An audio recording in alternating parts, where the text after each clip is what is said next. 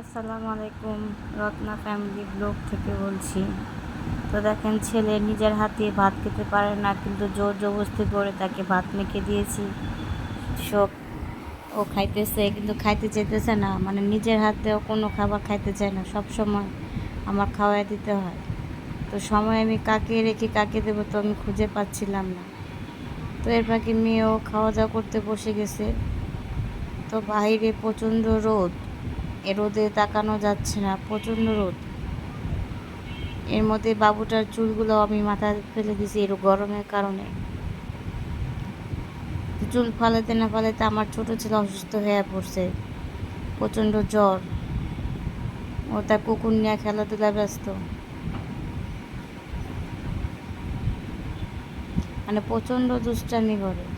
মানে এত দুষ্টামি, ও অসুস্থ তারপরে ধরে রাখা যাইতেছে না। তোর তো ভাত খাইতে দিচ্ছে, বসে রয়েছে, আম্মু খাওয়াই দাও, আম্মু খাওয়াই দাও বলতেছে। দেখেন ভাত খায় কীভাবে, ওরা এখন পর্যন্ত শিখাইতে পারলাম না। আস্তে আস্তে বড় হইতেছে, কিন্তু শিখাতে পারতেছে না, শিখে না।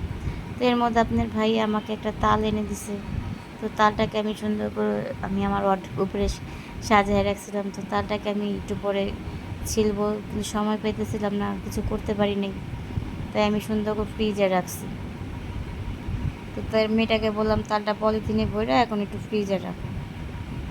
তো ফ্রিজে রাখার পর তারপরে কিছু রান্না আমার একটু বাকি ছিল, ওদের খাওয়া দাওয়া করতে দিয়ে দিছি। তো আপনার ভাইয়া শাক আনছে বাজার থেকে। তো আমি ডাঁটা শাক সুন্দর করে আমার শাশুড়ি কেটে বেছে দিছে, আমি ধুয়ে টেয়ে নিয়েছি, সব কিছু কেটে রেডি করে নিচ্ছি। তো আমি এখন শাক রান্নায় চলে যাব। তো কার কার কাছে ভালো লাগে আমার রান্না বান্নার ভিডিও? ভাই আমার জায়গা ছোটো, তো আমি সেভ মতন কাজ করতে পারি না, এক এক জায়গায় থাকি, আপনারা কিছু মনে করবেন না। আর যাদের ছোট বাচ্চা, ওরে বাবা, ক্যাপচার করা চুলায় পারে কাজ করতে অনেক কষ্ট। এর মধ্যে বাচ্চাটা অনেক অসুস্থ, কোলে উঠে বসে থাকি। তো আমি শাক সুন্দর করে সিদ্ধ দিয়ে, তো শাকও সুন্দর হয়ে আসছে আমার, দেখেন ভাপে এসে পড়ছে। তো সুন্দর করে শাকটাকে আমি ডাল ঘুটনি দিয়ে ঘুটে নরম করে নেব। এভাবে আপনার ভাইয়া বুটের ডালের তরকারি খাবে। তো আজকে অনেক দিন ধরে বলতেছে আমি রান্না করতেছি না, তাই আমি আজকে রান্না করতে চলে গেলাম। বুটের ডালও সিদ্ধ হয়ে আসছে, হয়ে সব কিছু কমপ্লিট আমার। তো আমি রান্না করি একটু লেট করে, কারণ আমার বাচ্চাগুলো ছোটো, ওদের নাস্তা করার পরে আমি নাস্তা খাই, তারপর আস্তে ধীরে আমি চুলার কাজে যাই। তো অনেকে আছে ঘুম থেকে উঠাই যে চুলার পরে রান্নার কাজে চলে যায়, তা না। আমি ঘুম থেকে উঠবো, ফ্রেশ হব, তারপর আমার মন মানসিকতা বুঝে তারপর আমি আমার কাজে যাই। এত পেরেশান হয়ে রান্না করতে পারি না আমি। তো এ ফাঁকে আমি তেল সুন্দর করে গরম করে পেঁয়াজ মরিচ সব কিছু রসুন কেটে নিচ্ছি। তো শাকের সাথে অনেক কাঁচা মরিচ দেয়, একসাথে ভাপ দেয়, আমি দিইনি, কারণ আমার বাচ্চাগুলো ছোটো, ঝাল খেতে পারে না। আমি নিজেও পারি না ঝাল খেতে, কারণ আমার গ্যাস্ট্রিকের সমস্যা। তো সুন্দর করে নাড়াচাড়া করে যখন পেঁয়াজগুলো লাল হয়ে আসবে, তখন আমি শাকটা বাগার দিয়ে দেবো।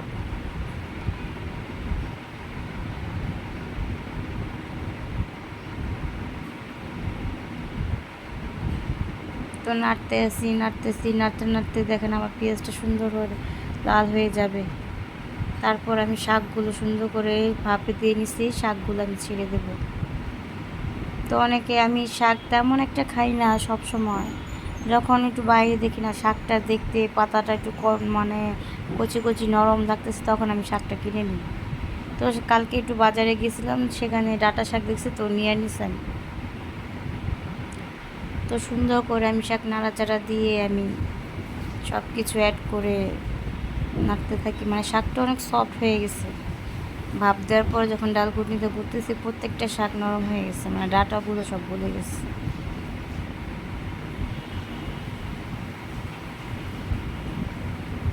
ভাই এক হাতে ভিডিও মোবাইল নিছি, আর এক হাতে রান্না বান্না করতেছি, তো একটু সমস্যা হইলেও কিছু মনে করে না। তো এভাবে শাক রান্না হয়ে গেছে আমার। তো মাংসটা আমি বসাইছি, তো হাতে মাখানাটাকে সব কিছু রেডি করে রাখছি আমি অনেক আগে। তো বাচ্চাটা নিয়ে কাজ করতে কষ্ট হয়, তাই সময় যখন যেটা পাই সেই কাজটা আগে বাড়ায় রাখি। তো আমি এটা একসাথে মিক্স করে আমি বসাই দিছি, কারণ লাল লেয়ার মুরগি গোস্ত, তো তাই মাখায় টাখায় বসিয়ে দিছি। কক মুরগি হলে আবার এভাবে রান্না করতাম না।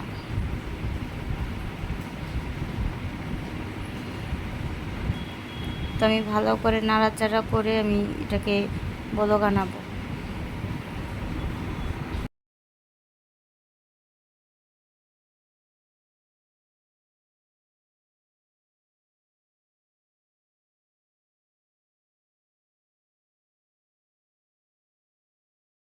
তো নাড়াচাড়া করে তো আমি ঢেকে দেবো। তারপরে আপনি অনেক দিন ধরে বলতেছি একটু ভেজিটেবল সবজি রান্না করব, সময়ের কারণে করতে পারতেছিলাম না, তাই কোটা বাটা করে সব নিয়েছি। তো এই পাখি আমার রান্নার গোস্তটাও হয়ে গেছে। আমি এখন বুটের ডালগুলো ছেড়ে দেবো। দেখেন আমার মাংসটাও কষা কষা হয়ে গেছে, একটু ঝোল ঝোল টাইপের।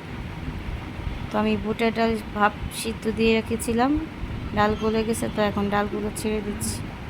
তো কার কার বুটের ডাল দিয়ে গোস্ত খেতে ভালো লাগে?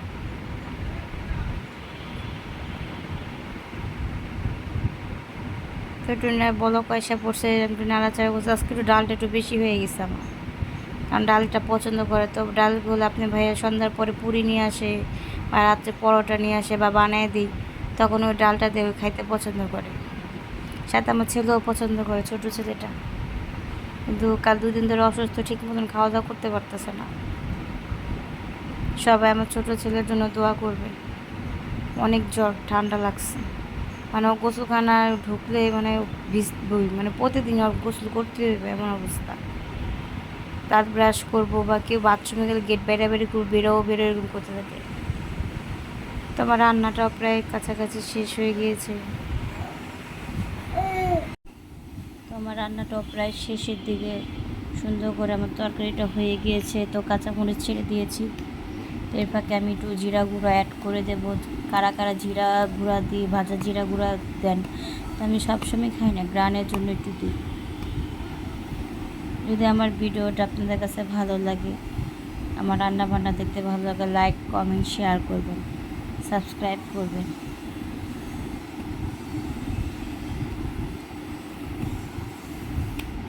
তো আজকের মতন এখানেই শেষ।